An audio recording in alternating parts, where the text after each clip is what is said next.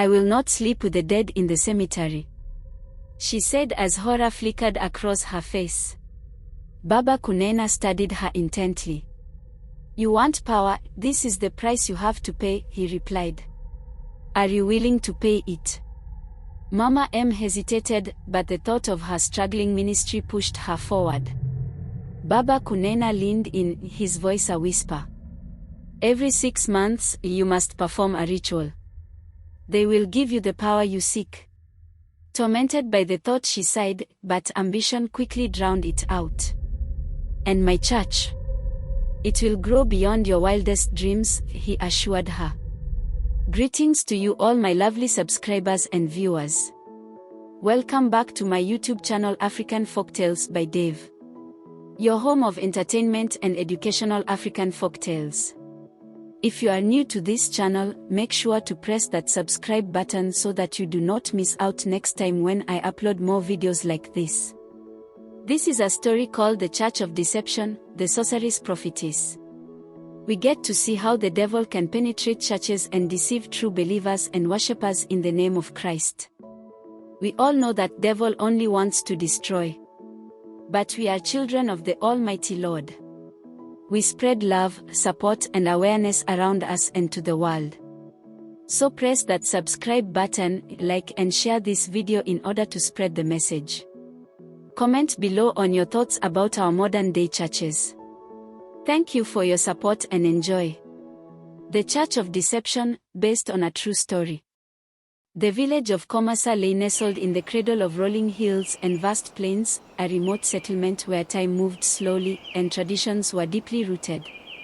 Here, the sun baked the earth until it cracked and the wind carried whispers of ancestors, blending the spiritual with the tangible. Life in Komasa was hard, but it was predictable until a young girl named Mariam began to disrupt its rhythm. Mariam was born under unusual circumstances. Her mother, heavily pregnant, went into labor during a rare lunar eclipse. Elders in the village interpreted the event as an omen, though no one could agree on its meaning. Some believed it signified greatness, while others warned it was a harbinger of misfortune. Her mother, a frail woman named Zandi, named her Mariam after her grandmother, a legendary herbalist who had once been revered for her wisdom and healing touch. Growing up, Mariam was unremarkable at first glance, a quiet girl with piercing, almond-shaped eyes that seemed to see beyond the present. She was neither the prettiest nor the strongest child, but she had an air of mystery that made her stand out. While other children played by the river, Mariam often wandered into the forest, collecting herbs and sitting for hours beneath the ancient baobab tree that the villagers believed was sacred.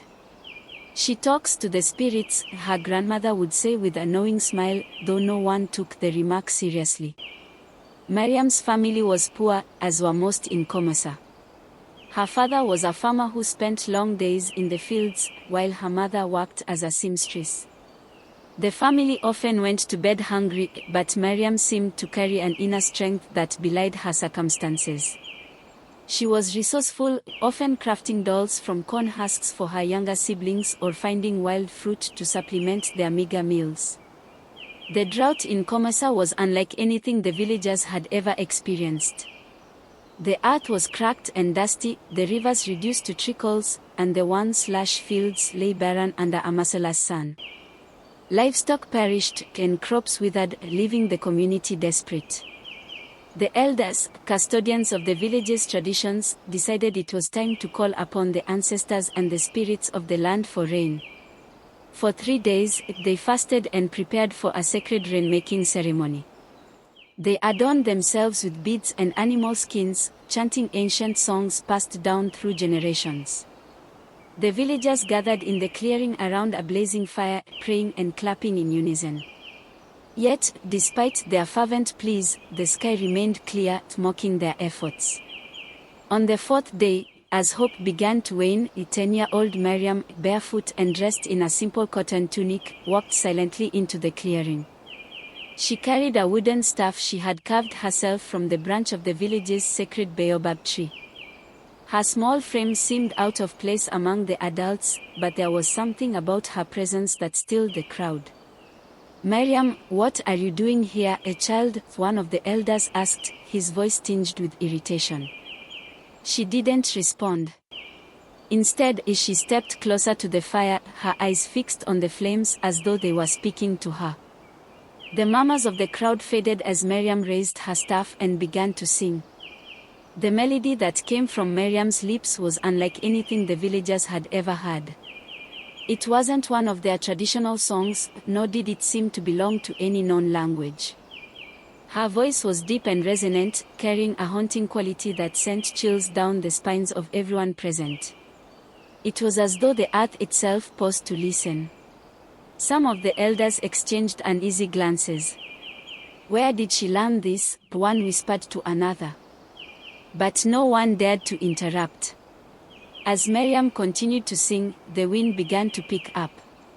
At first, it was a gentle breeze, but soon it turned into a gust strong enough to extinguish the fire. The villagers gasped as the clearing was plunged into darkness, save for the faint glow of the moon. And then, almost as if in answer to her song, the sky began to change.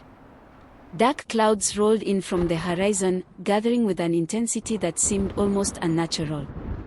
The first drops of rain fell softly, then faster, until a torrential downpour soaked the earth.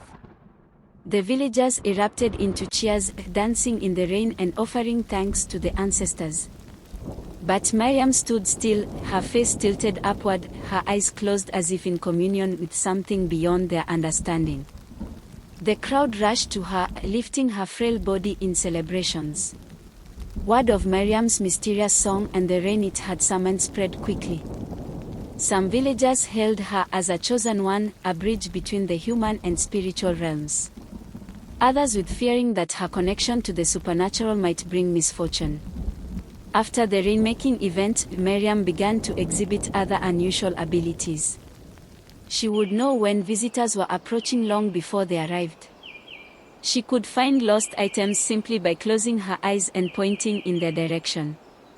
At first, the villagers were skeptical.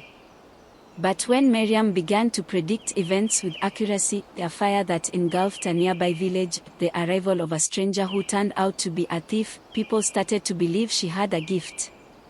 One by one, they began to seek her guidance. A mother whose child was ill. A young woman seeking advice on a marriage proposal. Mariam's answers were always precise. By the time she turned 18, Mariam was regarded as the village prophetess.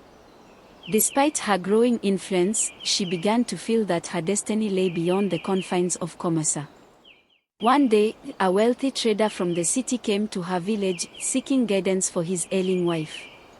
After a single session with Mariam, the trader's wife reportedly made a miraculous recovery.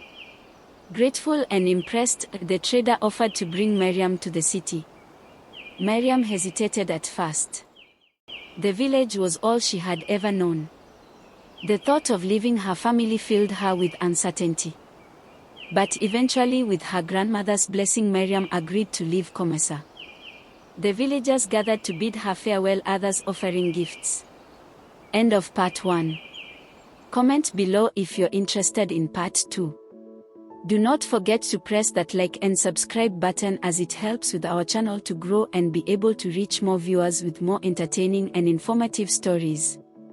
Like and share this video. Thank you for your support. Until next time.